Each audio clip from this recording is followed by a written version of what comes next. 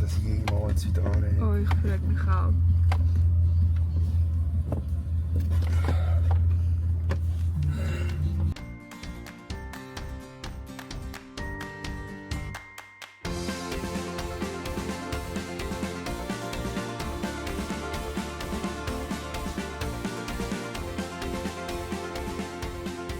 Hallo Freunde der guten Unterhaltung, herzlich willkommen zu einem neuen Video. Es ist wieder mal Sonntag, 16 Uhr. Schön habt ihr eingeschaltet.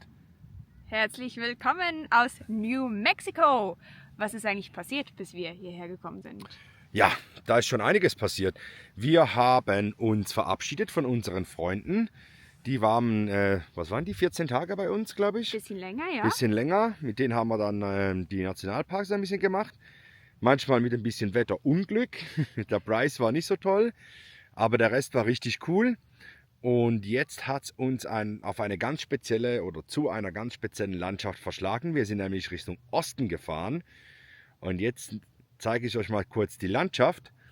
Und jetzt möchte ich wissen von euch, ob jemand weiß, wo wir sind. Schreibt es doch mal in die Kommentare rein, wo wir sein könnten. Nicht in einem Skiresort. Nein, wir sind nicht in einem Skiresort, obwohl wir so angezogen sind. Es ist auch recht kühl. Aber wir sind an einem ganz speziellen Spot, wie bereits gesagt, Richtung Osten. Und der nennt sich... Du willst doch die Leute das rausfinden lassen. Die haben doch das bereits schon in die Kommentare geschrieben. Ach so, also wenn ihr jetzt zurück seid aus den Kommentaren, wir sind im White Sands National Park in New Mexico. So cool. Wirklich, wir haben zwar nicht auf dem Schirm gehabt, dass gestern Thanksgiving war und dass jetzt natürlich die Amis Brücke machen wahrscheinlich. Ja, darum ist hier sehr viel los. Aber hier gibt es eine wunderschöne Dünenlandschaft aus Gips und darum ist das hier so weiß. Ja, und ich habe den Park irgendwo mal in Kanada gefunden und habe zu Thiago gesagt, wir müssen dahin. Weil, wann kommen wir jemals wieder nach New Mexico? Here we are.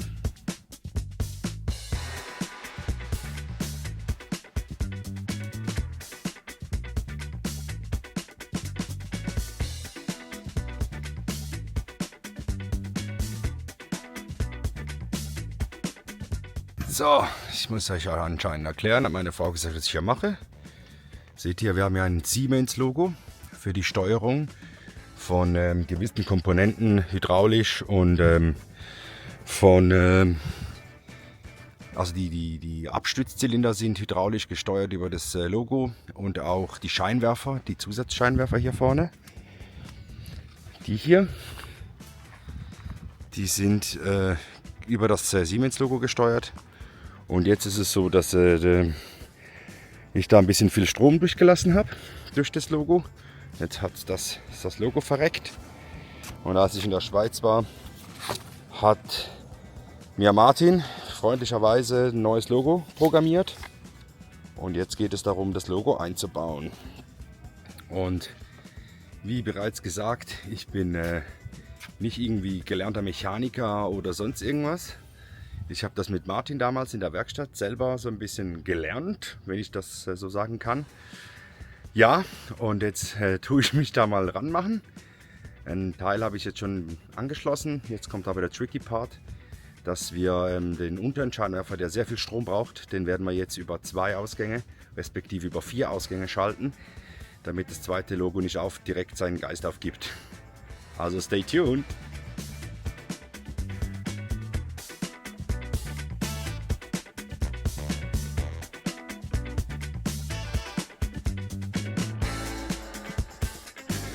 Also wir haben jetzt geschafft. Das ist das neue Logo. Irgendwo da unten liegt das alte. Jetzt geht es nur noch darum, kurz zu testen, ob es da gemäß dem Schema hier auch funktioniert. Mein lieber Freund Roger aus der Schweiz hat mir da geholfen. Und jetzt geht es wieder ans Zusammenmachen von den ganzen Kabeln. Und dann schauen wir das wieder zusammen.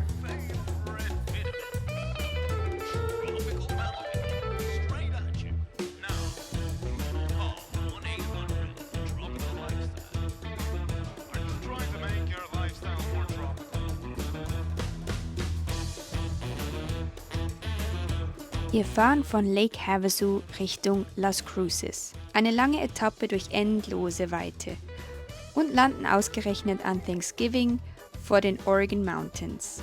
Ein wilder, zerklüfteter Gebirgszug, der aussieht wie eine steinerne Orgel. Thanksgiving macht es uns nicht leicht. Alle Stellplätze sind rappelvoll. Wir kurven von Platz zu Platz, bis eigentlich nichts mehr geht. Und wie so oft passiert genau dann das, was uns unterwegs immer wieder rettet.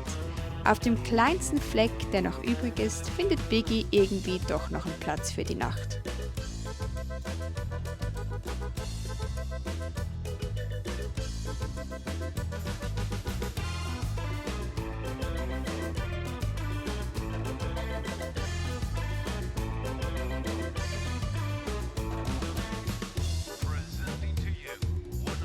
Wir waren auf dem Weg hierher, auf dem Highway, keine Ahnung, glaube ich 89 oder so, keine Ahnung. Auf jeden Fall gab es da einen riesen Checkpoint und wir haben dann uns gefragt, wieso ein Checkpoint mitten in den USA? Und dann haben wir festgestellt, dass südlich von uns hier, von dem White Sands National Park, die Grenze ist zu, Trommelwirbel, Mexiko. Und die Achse führt direkt nach El Paso von hier. Und nordwärts haben sie dann einen Checkpoint gemacht, die war aber richtig nett. Cooles Fahrzeug und so. Und was macht ihr? Seid ihr Amerikaner? Wir sind Schweizer. Und dann haben wir das kurz im Pass gezeigt und kurz das Smalltalk geführt und ging richtig easy. Ich habe zuerst gedacht, oh, Border Patrol und so, jetzt geht das schon wieder los. Aber nee, war alles easy.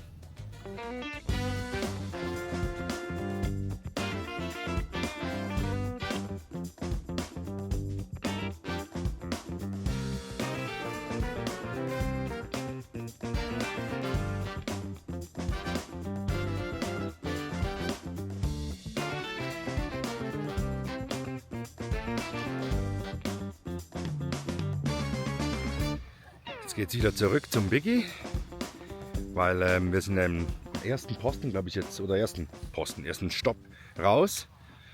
Und hier sieht man den kleinen Dicken. Und jetzt geht es weiter zum nächsten Stopp. Er hat wie immer Bewunderer. Ich glaube, wenn wir für jedes Foto 1 Cent kriegen würden, dann hätten wir schon ganz viel Kohle gemacht. Ja. Genau, und jetzt geht es zum nächsten Stopp. Da machen wir wahrscheinlich so eine kleine Wanderung. Mal schauen.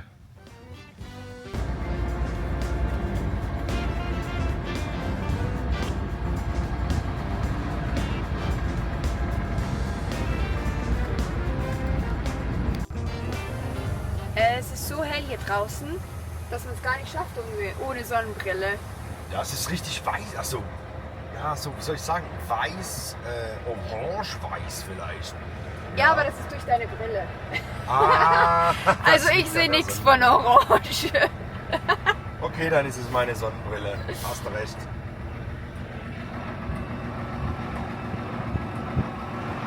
Das ist ja voll geil, schon drauf.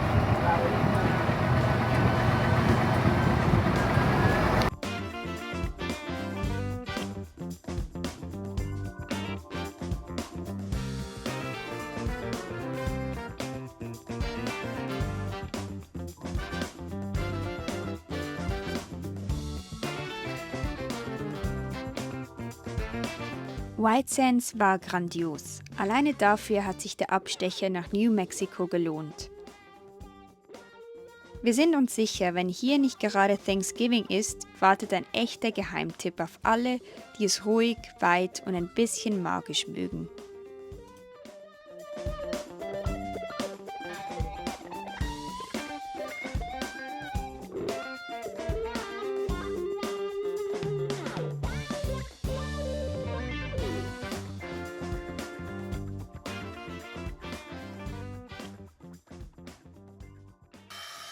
Ich bin gerade am Video schneiden und hier draußen geht's ab, das zeige ich euch mal.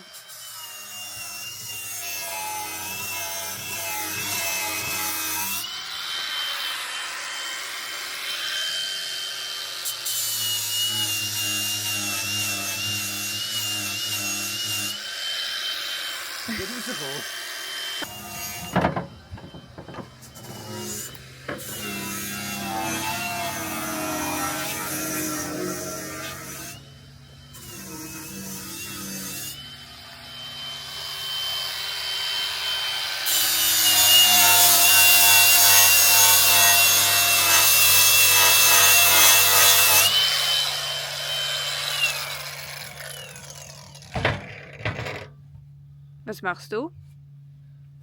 Ich versuche unsere kaputte Kiste zu reparieren. Was ist denn passiert? Ja, das Problem ist, dass der Riegel abgebrochen ist. Der war hier so dran. Ich zeige euch das mal. Der war hier so dran, geschweißt. Und wie man hier deutlich erkennen kann, fehlt ein Stück. Und das ist der Gegenpart zu diesem Riegel hier unten. Ja, der hängt dann hier so hinten ein. Und der ist einfach durchgeripst. 6 mm Alu. Also Leute, das sind schon brutale Kräfte. Ja, ist Das uns ständige Vibrieren und so. Ja, und jetzt geht es darum, die Kiste zu reparieren. So behelfsmäßig, ohne zu schweißen. Ich werde hier ein Stück von dem Aluprofil hier unten ran machen, ein bisschen biegen. Und so, dass der Riegel dann wieder einrastet. Und ja, so was nennt man Feldreparatur. Aber schönes Plätzchen hast du dir ausgesucht dafür.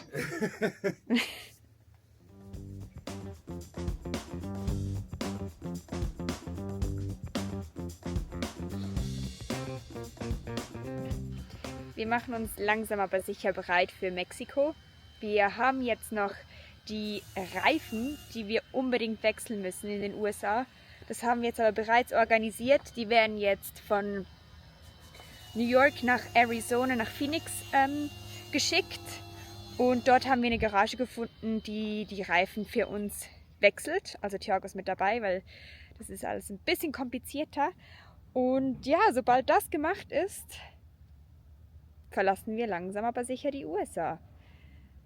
Jetzt sind wir noch ein bisschen Richtung Texas gefahren. Wir wollten eigentlich viel weiter rein nach San Antonio. Aber die Distanzen in den USA, das ist wild. Und jetzt haben wir gesagt, komm, wir machen jetzt noch ein bisschen New Mexico und vielleicht den ganz westlichen Teil von Texas. Und dann geht es langsam zurück. Bis dann sollten die Reifen angekommen sein. Genau, und jetzt sind noch die letzten Arbeiten, die anstehen. Und dann geht es langsam über die Grenze.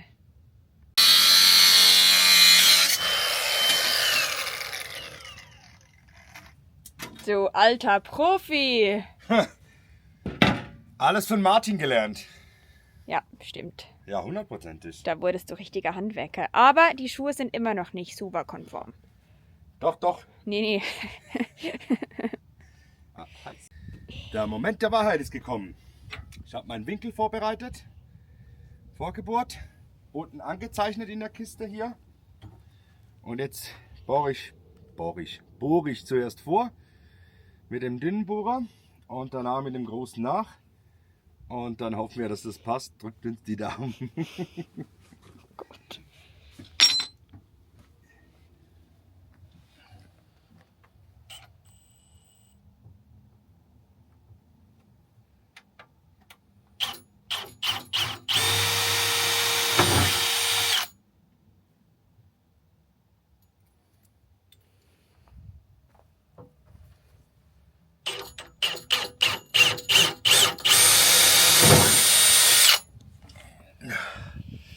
Sieht professionell aus auf jeden Fall. Ja, aussehen ist noch schnell professionell. Die Frage ist einfach, habe ich die Löcher am richtigen Ort gebohrt?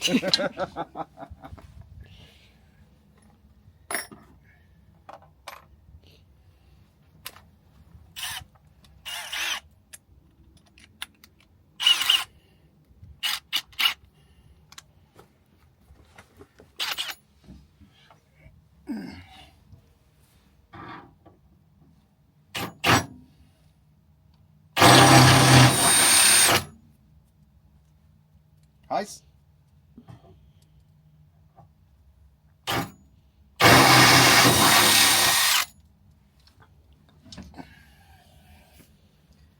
Mal schauen, ob es passt.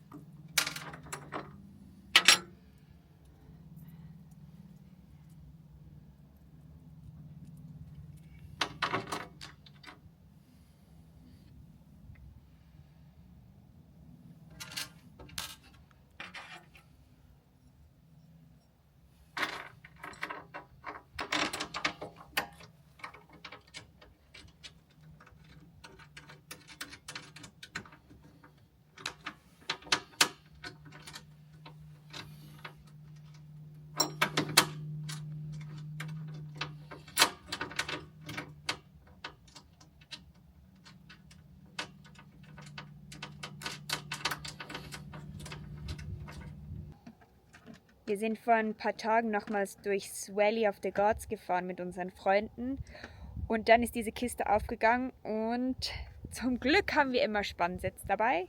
Zurgurten meine ich. Zurgurten? Ja, Zurgurten, weil Spannset ist eine Marke. Habe ich gelernt.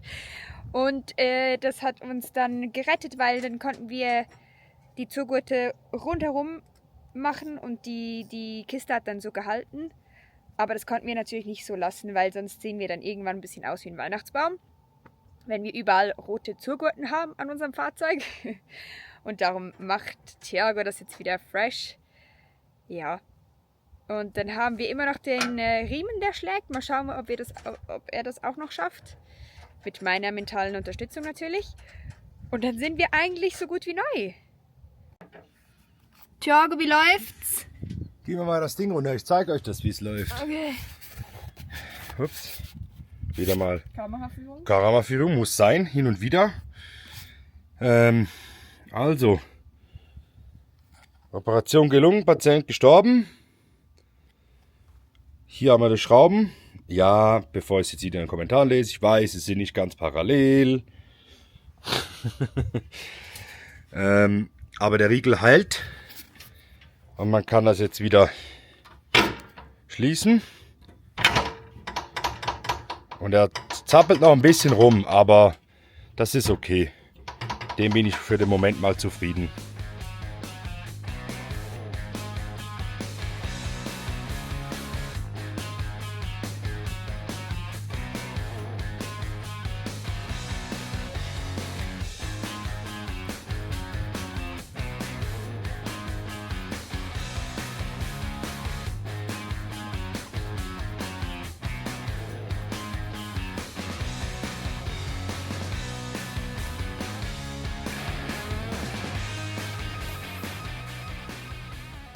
Das letzte Mal hat es so ausgesehen in Quebec. Jetzt sind wir wieder soweit. Die Kabine ist gekippt. Und Thiago hat das Problem mit dem Alternator auch schon gefunden. Wir haben 2 Alternatoren. Und beim einen haben wir jetzt ein Problem. Das lasse ich ihn aber gleich selbst erklären. What's the problem? Ja, hallo Freunde. Meine lieben Mechanikerfreunde hier. Nee, Spaß. Also, Problem. Lösung haben wir schon, aber wir haben wir eine Lösung? Haben vielleicht. Da vorne ist der originale Alternator, 180 Ampere. Genau. Und wir haben zusätzlich, weil wir ja so viel Stromkapazität haben, noch einen zweiten Alternator einbauen lassen. Der ist hier. Und beim zweiten Alternator, bei der Adapterplatte, ist hier unten durchs Fahren die Schraube rausgefallen. Und jetzt quietscht's. Wir hatten ja das schon ein Zeitchen, ich habe zuerst gedacht, das sei vielleicht die Riemen. Aber dem sei nicht so. Das ist die Schraube, somit ist die Plattform hier. Ja, kann ich euch zeigen. Ja, der steht hier auf so einer Plattform. Hier und die ist hier unten mit der Schraube angeschraubt und da vorne angeschraubt. Und die Schraube hat sich jetzt gelöst und dementsprechend haben wir einen instabilen Alternator, der so wackelt. Und deswegen, wenn das so wackelt, dann beginnen die Riemen hier hinten zu pfeifen. Ja. So, und jetzt schauen wir mal, wo ich irgendwo eine Schraube habe, die da reinpasst. Und ansonsten heißt es wieder mal, wie heißt das Teil? Home Depot.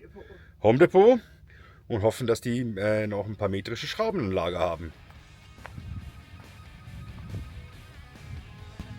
So Leute, die Karre ist wieder zusammen.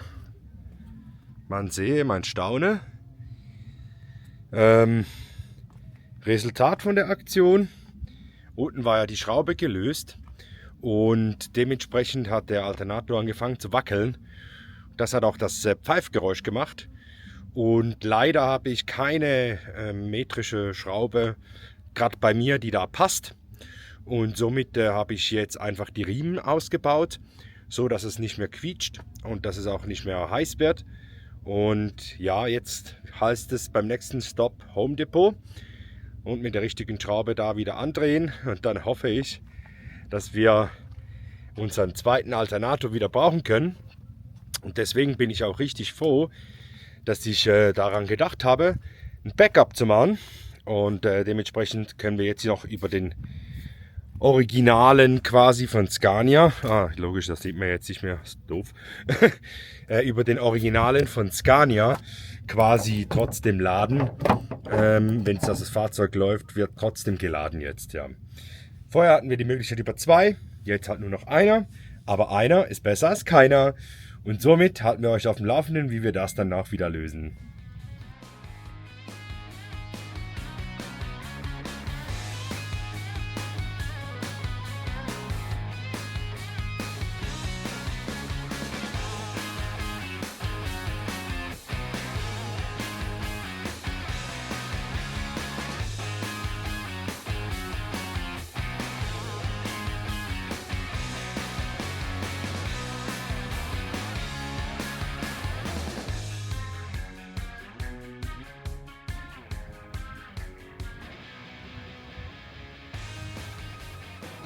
Heute nehmen wir euch mit in die Carlsbad Caverns. Wir müssen hier ein bisschen leise sein, weil es hier sonst ein riesen Echo gibt. Und es ist mal wieder richtig viel los. Es ist der letzte Feiertag, oder nicht Feiertag, aber der Sonntag nach Thanksgiving. Und es war so viel los. Und jetzt schauen wir uns dieses Höhlensystem an.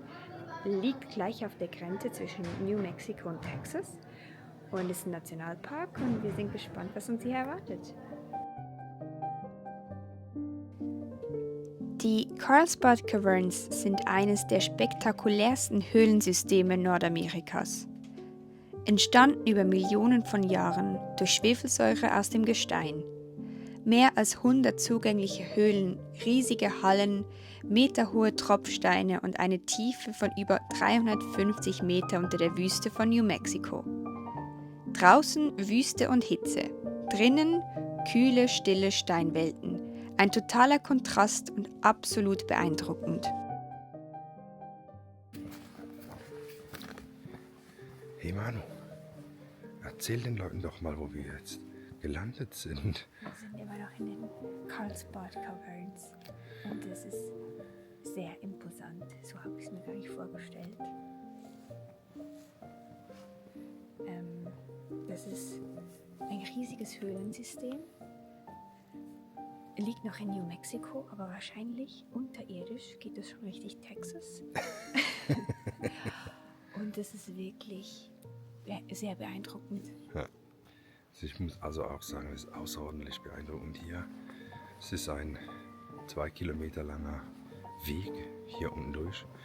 Man muss hier ganz leise reden, weil es halt ganz brutal und wenn hier alle rumschreien, dann ja, kommt es nicht so gut raus.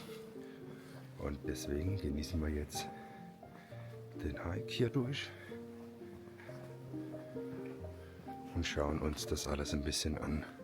Schaut euch mal das Riesending an. Ich glaube, jetzt macht auch der Spruch, der stetige Tropfen hüllt den Stein, auch wieder Sinn, hä?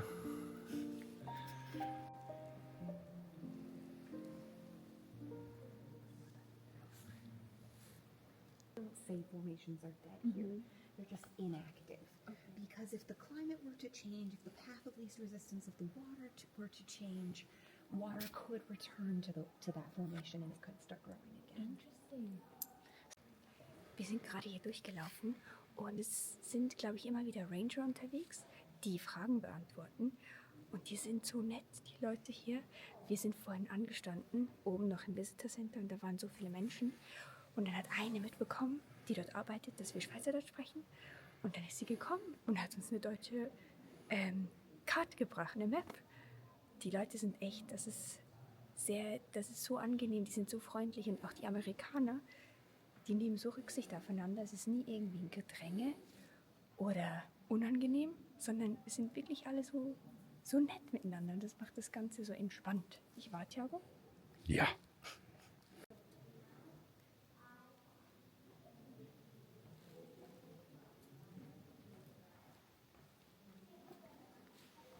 So Leute, wir sind wieder oben angekommen, es ist wieder hell, total ungewohnt und ich glaube, wir haben den richtigen Zeitpunkt erwischt. Schaut euch das mal an, die sind alle am Anstehen Und wir sind schon am Ausgang.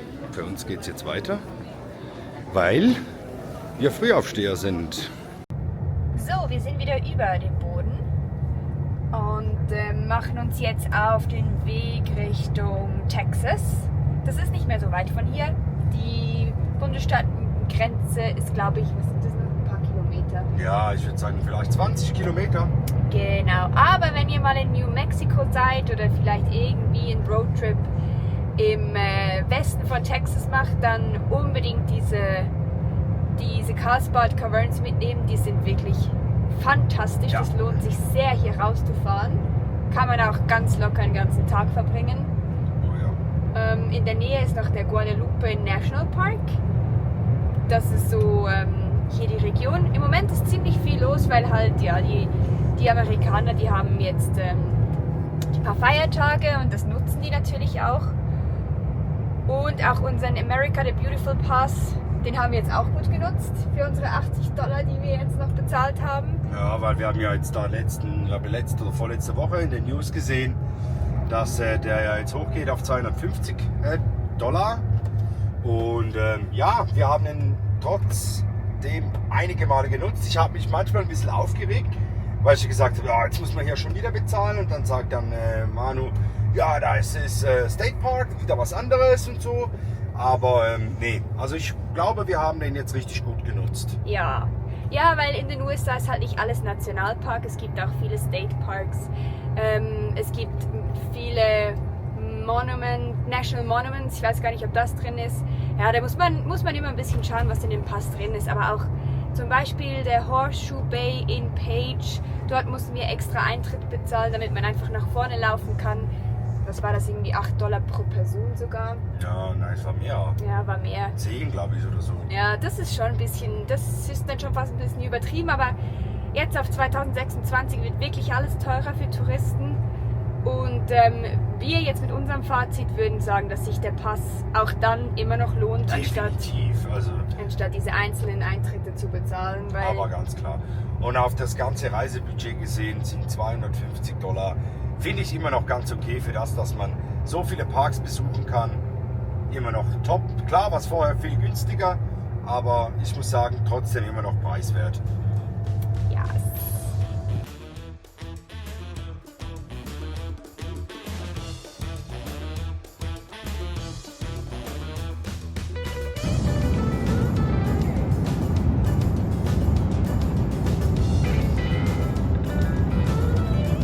weißt du, was das ist, was wir hier gerade passiert haben? Checkpoint! Erzähl doch den Leuten mal, was da so läuft. Also, wir sind hier sehr nahe an der Grenze zu Mexiko und die Stadt, die wir jetzt anpeilen, El Paso, die ist eigentlich zusammengewachsen mit der mexikanischen Stadt Ciudad Juárez, genau. Und ja, wie man sie aus den Medien kennt, weiß man, dass das wahrscheinlich eine der bewachtesten Grenzen überhaupt auf der Welt ist, vor allem im Moment. Und jetzt sind wir gespannt, wie das in El Paso wird. Auf jeden Fall hat es auf dieser Strecke jetzt immer wieder Checkpoints, nicht? Doch, alles gut. Ach so. Ich musste nur gerade lachen, weil du so weit ausgeholt hast. Ja, ich hole gerne aus, damit ihr auch wisst, wo ihr wieder einsteigen müsst. Jetzt habe ich aber den Faden verloren. Es geht um die Checkpoints. Genau, die Checkpoints. Gibt es überall und was machen die da? Die sind entlang der Grenze und die schauen natürlich, dass niemand illegal über die Grenze kommt. Und darum mussten wir jetzt auch schon unsere Pässe zeigen, erklären, dass wir aus der Schweiz kommen, und die waren aber sehr, sehr freundlich. Ja, und jetzt sind wir gespannt, wie viele von diesen Checkpoints noch kommen und wie viel, dass wir von diesem ganzen Grenztumult überhaupt mitbekommen. Wir werden auf jeden Fall nicht hier über die Grenze gehen. Wir gehen erst in Arizona über die Grenze. Da gibt es auch was Kleines beizufügen. Also das sind Checkpoints außerhalb der Grenze. Das heißt, wir sind mitten in den USA. Das muss man sich so vorstellen, dass an allen Hauptverkehrsachsen von Mexiko kommen Richtung Norden, wo die Grenze in der Nähe ist. Das heißt, wir sind jetzt noch etwa 50 Meilen von der Grenze weg. In alle Himmelsrichtungen solche Checkpoints eingerichtet wurden. Das ist mehr so der verlängerte Arm von der richtigen Grenze. So habe ich das verstanden.